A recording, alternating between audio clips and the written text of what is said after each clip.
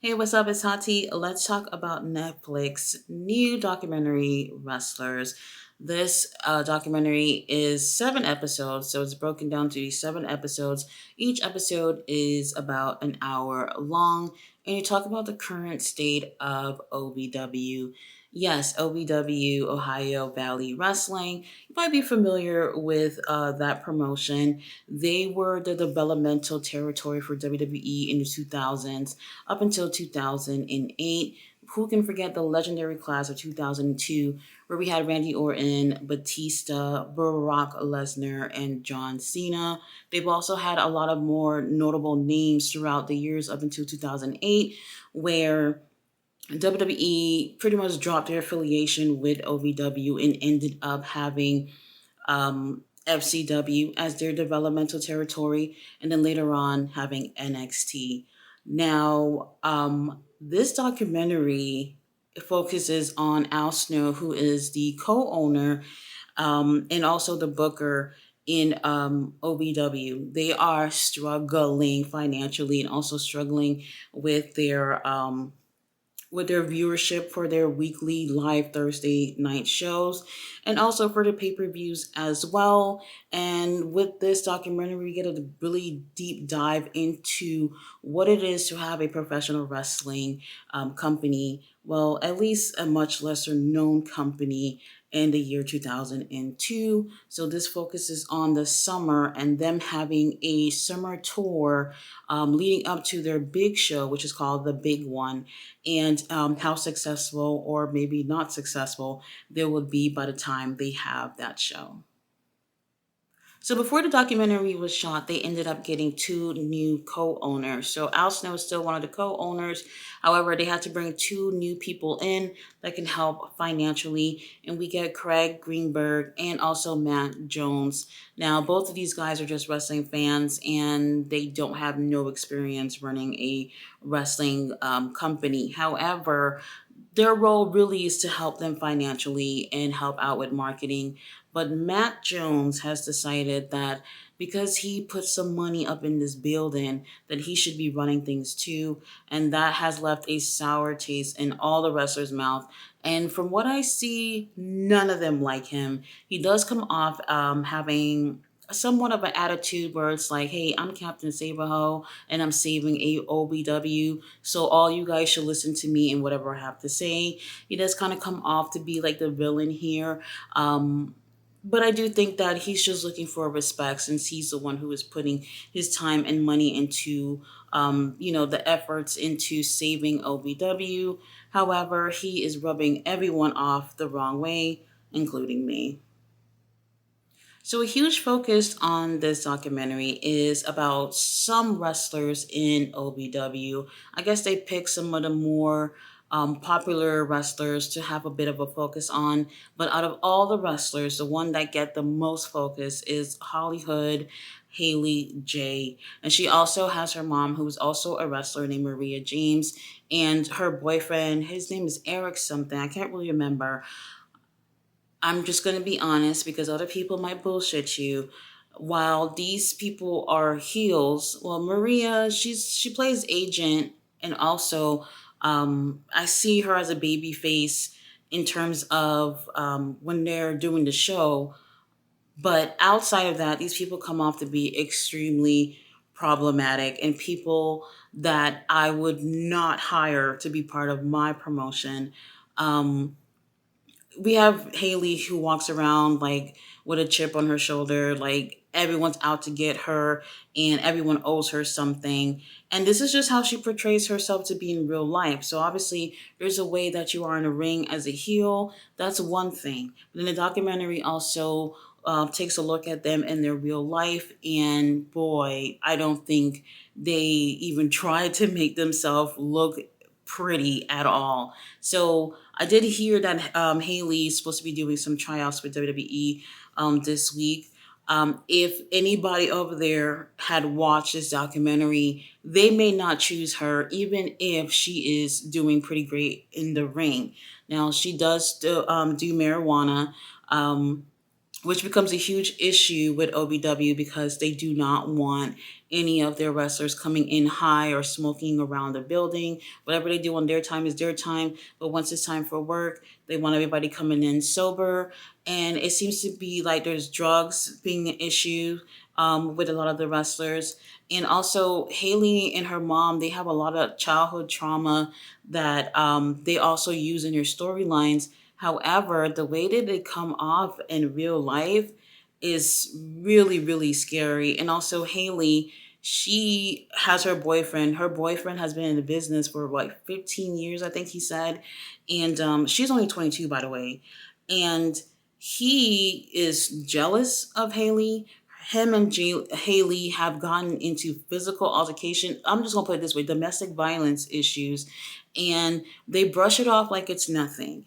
And with you saying several times throughout this documentary that going to WWE is where you want to go. I don't know how successful she would be unless she would have changed her actual life around, and maybe they might end up taking her. But it does seem like a lot of people within OVW are having a lot of issues that probably won't get them far simply because of this documentary. So now we have Matt and Greg. They are the co owners, and they're telling the producers that they have intricate storylines just like WWE. They have great production, and however, they're just not getting the views like WWE. And this is all in the first episode that they're saying this. And towards the end of the first episode, we are seeing they're having issues. Their monitors keep cutting out. They're having issues finding their turnbuckle pads. Things are going to shits in the first episode. However, they end up making it past through all of that and delivering a great show. At least what they say, since we don't really get to see too much of the wrestling in this documentary. Now, we get a lot of the drama and the reality aspect of things, which is what we want to see, is how things are behind the scenes. But I don't think the documentary shows too much of wrestling. So, how bad is OVW doing in terms of them being successful? When they have a pay per view, they have to have more than 500 buy rates in order for them to profit off of their pay per view. And with their weekly show, they're taping their shows on Thursday nights. So they have a live audience, and it's live on TV and on various streaming platforms. They are not even making $100 in terms of ad revenue from their weekly show. Matter of fact, they are losing $2,000 every Thursday night. Now, according to Al Snow, he believes if they push and make their Thursday night show much bigger and focus on their storylines, that they'll end up being able to see a profit from their shows if they were to put more money and time into that. However, Matt feels that they should have a huge summer tour, and that summer tour, they'll be able to have much more people attending these shows, and also they'll end up having a huge show at the end of the tour where they should be able to see how successful the tour has been throughout the summer months, and they'll be able to have a huge payoff, and that's what the show is focusing on. So by the end of the documentary, we do get a chance to see that big show that they have and if it's something that they profit from. So before the summer tour takes place, they actually do have a pay-per-view. Now, with this pay per view, Haley J says that, a lot of people are coming to see her, that the house is going to be packed. And that's not the case. There are a lot of empty seats at the pay per view, but they end up having this pay per view anyway. But they're optimistic that they're going to have more than 500 buy rates for the pay per view. Later on, one of the staff ended up calling Fight TV. Fight TV is hosting the pay-per-view on their site, and they find out that the buy rate was 74. That's not good at all. So now they are on their summer tour. They got 33 dates leading up to the big one, which is what they consider to be their WrestleMania. Now they're going from city to city, some county fairs, sometimes they're in a middle of a baseball field, little things like that that you would typically see when it comes to indie professional wrestling promotions. So it wouldn't be professional wrestling without there being a few scandals along the way. One of the wrestlers was actually parked somewhere in his car, and a officer ends up coming to his window and catching him snorting opioids in the car. They arrest him, and everyone knew who this guy is locally, so everybody's talking about it. Now this becomes a really big issue because they were on the verge of signing with a huge sponsorship. And because of that scandal, the sponsor decides, we don't want to be in this type of foolishness. They end up firing him. Al Snow and Matt decides, you know what, he don't need to be here. His ass is gone. But for whatever reason, they end up taking him back, which I think is a big mistake. When someone shows you that they're having issues like this, you have to take some action before actually taking them back, which they don't do. They just end up hiring back, don't even require him to go to rehab or anything. And that right there is a huge issue. So then they have another issue. They stop at a town where there's a lot of conservative religious people, and one of the wrestlers is Reverend Ronnie. He's a heel character, and he ends up doing something blasphemous in the ring where pretty much all those religious people watching were rubbed the wrong way. They were not feeling it. So their next show after that was actually affiliated with a church, and the church called up Matt and said, "Matt, don't bring that reverend up in here. We don't want him on the show." Matt agrees that he shouldn't be on the show since they're having, the show at their place on under their name. So Matt, he does what he shouldn't do and not tell Ronnie about this. Ronnie comes to the show, and that's when Ronnie is informed that they don't want him performing at the show. Ronnie paid his gas money and took his time to get to that venue. And Ronnie said, "Are you going to pay me for the day since you did not tell me what was going on?" And Matt just looked at him like, "I know you fucking lying," and just walks off. Ronnie is upset, and Ronnie, he says that he wouldn't be as upset about the situation if he was paid last month for all his dates. So he's saying that he did not get paid for what he did for the previous month, and then he comes here today using whatever money he has, and he's not getting paid for coming over there. Then some of the other wrestlers start talking about how they have to work their regular jobs to be able to fund their wrestling careers, which is definitely no shock to me. This is how it works for a majority of people who get into this business. And, they're not making a lot of money into when it comes to wrestling, especially since they're doing so poorly successfully. And then it's funny that when they're saying how they're struggling, here's Matt coming onto the camera a little later on talking about how before he and Craig owned OVW, none of the wrestlers were really getting paid consistently. And since he's been there, they've been getting paid and everything is going well in OVW. And I'm just like, what the hell are you talking about? The cameras wouldn't be here if you guys were doing well. And you're just contradicting what all the other wrestlers should say. They're not getting paid. This guy literally just said he didn't get paid the previous month. And at this point, I kind of feel like there's a little bit of delusion when it comes to Matt.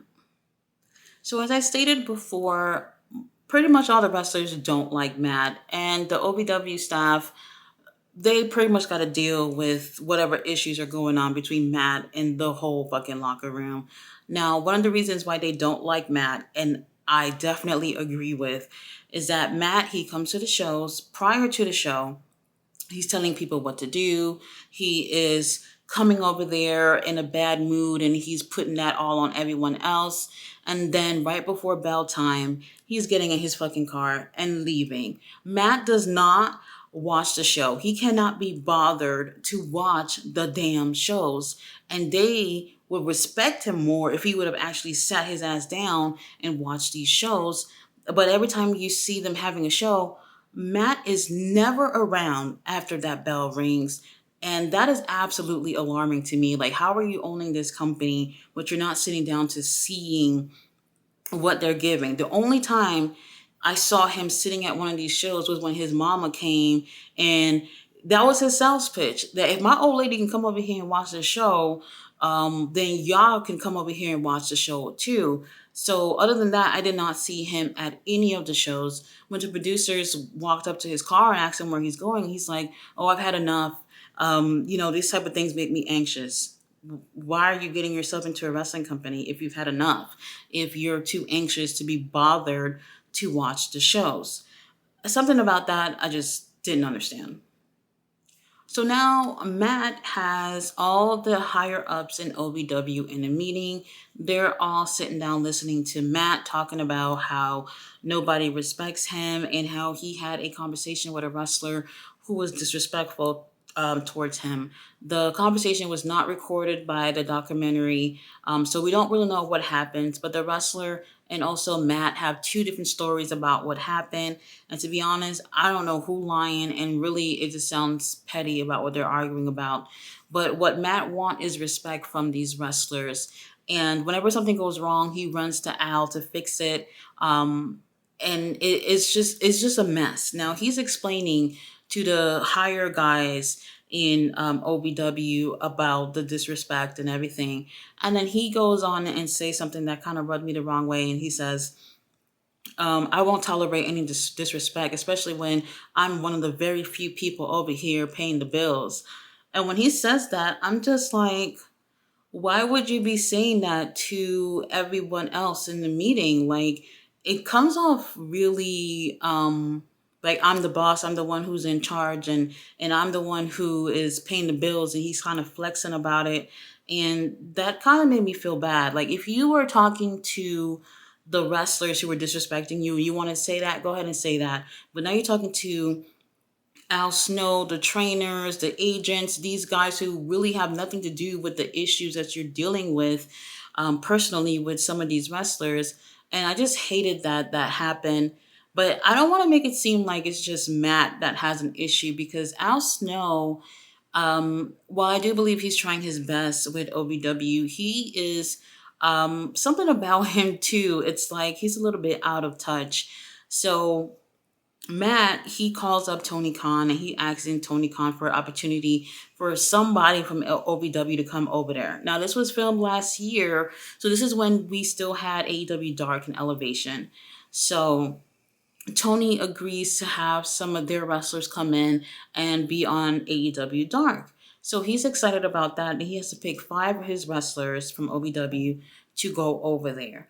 Now, Matt goes and tell Al Snow. Al Snow is like, I don't think this is a good idea. Al Snow's reasoning is that if they go to AEW Dark, they're just going to be in squash matches, and they're not going to be put over in a favorable way.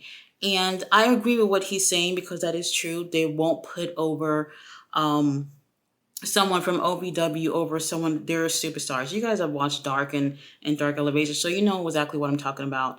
And Matt looks at it as an opportunity for them to get some national exposure. And to be completely honest, they're not getting shit from this. Even if they do go in the ring and have a 2-second match, nothing's going to come from that at all. But at least he's trying to take initiative and try to have some type of affiliation with AEW.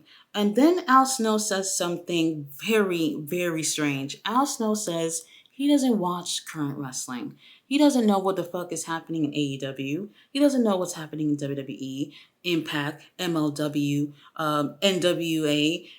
He doesn't know what's going on in New Japan. He doesn't know what's going on anywhere. And I'm just like, wait a minute, what?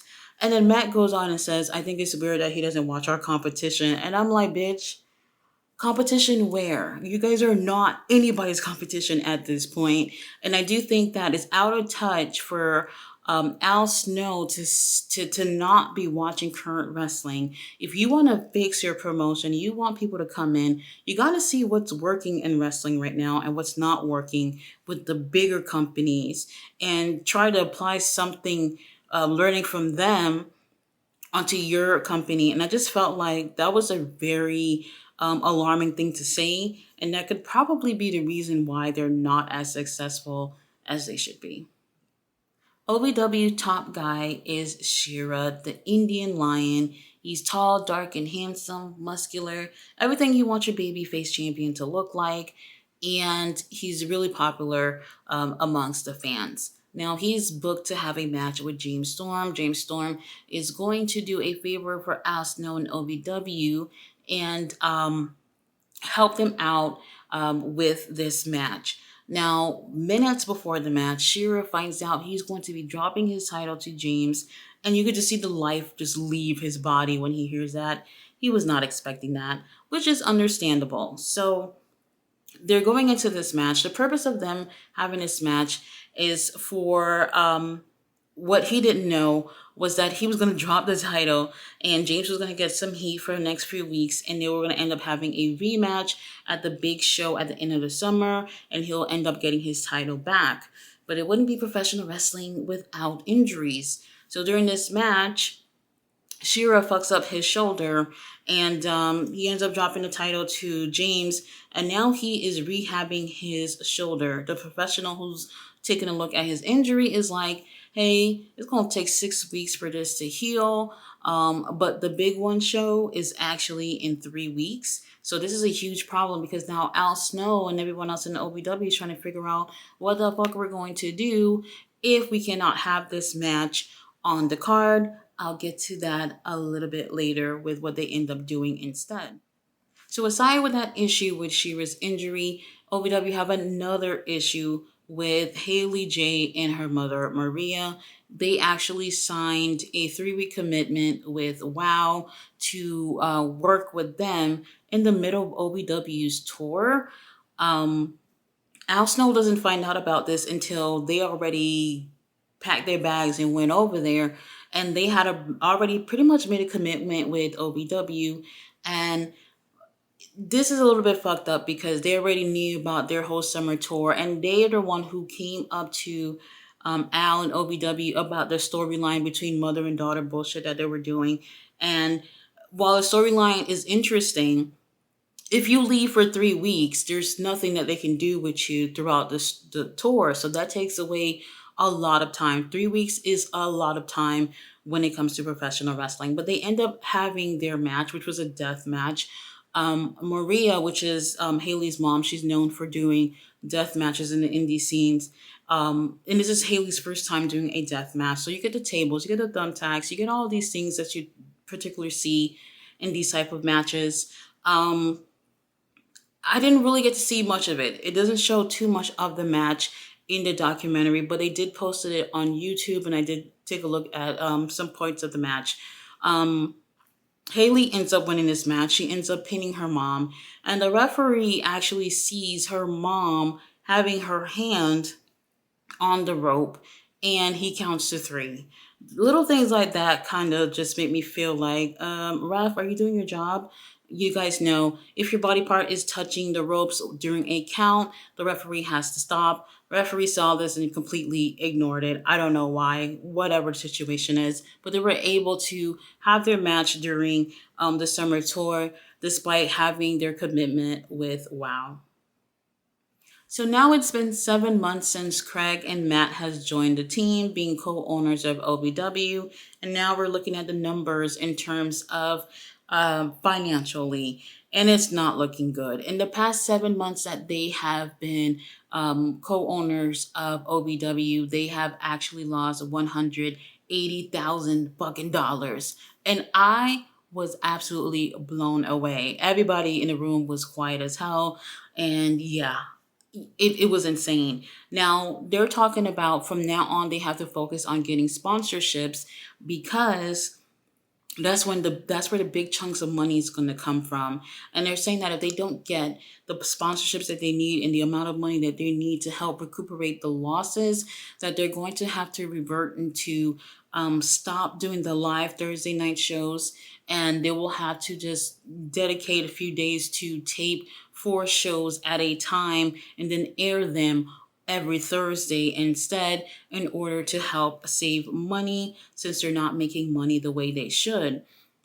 So now we have the issue with Shira still being injured and not being able to be on the card. So their way of trying to get people to come in now is having Al Snow get his ass in the ring, and they're telling him, "Hey, get in the ring," and that should help people wanted to come in and see you since you haven't been in the ring in at least 10 years. That will definitely bring some asses up in these seats. So that's where they resort to going, and Al ends up agreeing to being on the card. So now we're on to episode 7. I know it seems like I didn't go through 7 episodes, but if you want to see all the drama and the reality aspects of it, then you can go ahead and check that out because a little bit of it was just annoying for me, even though I did like the documentary. So now it's the last episode, and we see Al Snow. He's attending Ric Flair's last match. Last match.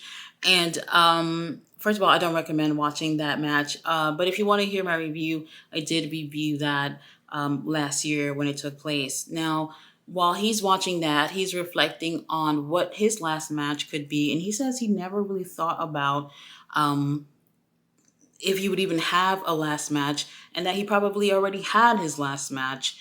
He says that if he knew what he knows now about pro wrestling, he would have been more successful when he was younger, but he still feels like he had a successful career. So now we're on to the big one, pay-per-view. And it's 400 seats. Prior to the show, they had already sold 275 tickets. So now they have 125 seats to fill up. People are coming in, and then there's an issue with the ringside seats. The issue is that they sold more ringside seats tickets than they are seats. So some people who paid ringside seat money were not able to sit ringside, and they couldn't really figure out what to do. And the guy who is in charge of getting everybody sitting their asses down, he just looked at the woman and saying sorry. And I'm just like, whoa, she paid ringside seat money. Those are the most expensive seats at a show. And you just look at her and say sorry? I don't know. Y'all would have heard me if that was the case. I would not have been happy about that. But they end up, the rest of the episode was them showing highlights of the pay-per-view, and they do it in a very cinematic way, so not in a way that you normally see how wrestling is portrayed on a weekly basis. So they got the music and everything is really a lot of drama and whatever. So it's different from how you normally see it. But it looked like it turned out to be a really good show. So I did enjoy it, but it's different from how I normally see wrestling. Now they do take a little bit of extra time to show Al Snow's match. He ends up doing a tag team match where his partner was Doug Basham, who is one of the trainers at OVW. I forgot who their opponents were, but they end up showing how well Al Snow did, and you know what? He still got it. He got some. He got some moves for an old man. His team ended up taking the win, and we also had a special guest appearance after that match from Head herself. So that was pretty cool to see. It looked like it was a really cool show. After the show, everyone is celebrating how well the show went.